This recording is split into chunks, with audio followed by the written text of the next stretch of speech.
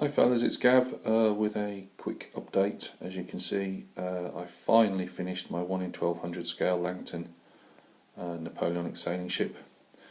This is, if any of you guys don't remember or don't know, this is HMS Ripon, named after the town up in Yorkshire.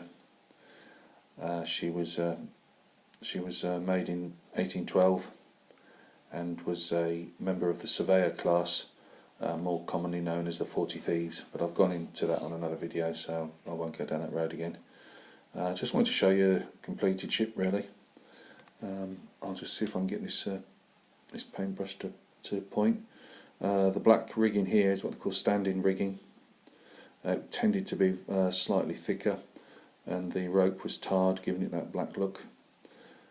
This is what they call running rigging, which I've painted in khaki grey to represent rope. Obviously, it would be being used to haul sheets all the time, so it wasn't tarred. Again, more rigging here.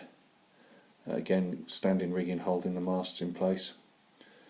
I've used paintbrush bristles with these. What you do is you take a wallpaper brush that's made of plastic, cut as many as you like, stick them to the edge of a piece of card with some sellotape, and get yourself a can of rattle primer. I used Halford's grey, which is what I tend to spray most of my soldiers with. However, next time I do a ship, I will probably use the Army Painter coloured primer, and that means you won't have to paint. I mean, I've never thought I'd hear actually myself saying I won't paint something primered, but I don't really see the point. So you probably see in places here thicker paint, because I've brush painted all these on ceramic tile, and it tends to get lumpy in places, which detracts from the look of the ship a bit. So next time for me it'll be army painted, like something like Dunkelgelb, and obviously black, and I'll just spray primer those. And what you do is you cut the lengths of bristle. You offer them up with a pair of tweezers to get the right size. It takes a bit of cutting back with a scalpel till you get the right size, and then super glue them on. And then what I do is, once the glue's starting to go off, I get a cocktail stick and dab it in the super glue, and just do another small dab on and around, just to fix it in place even more firmly.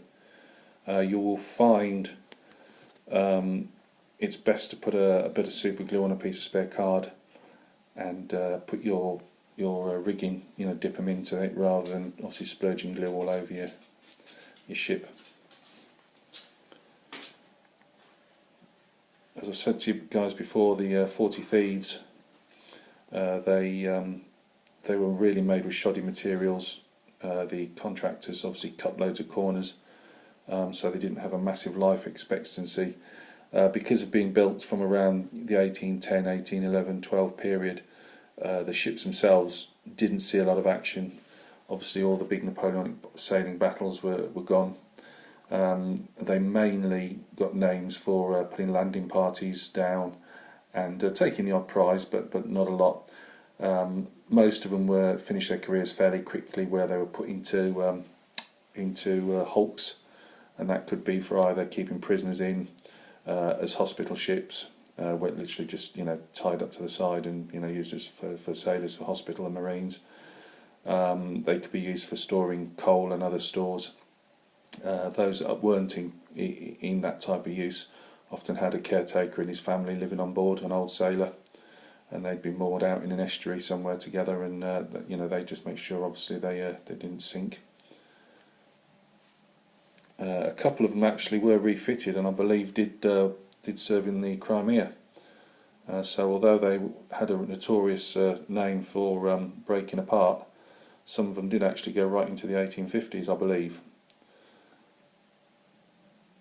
What would normally happen with this class of ship was it's what's called hogging, and they'd literally sag at the front and at the back, and literally snap in half eventually.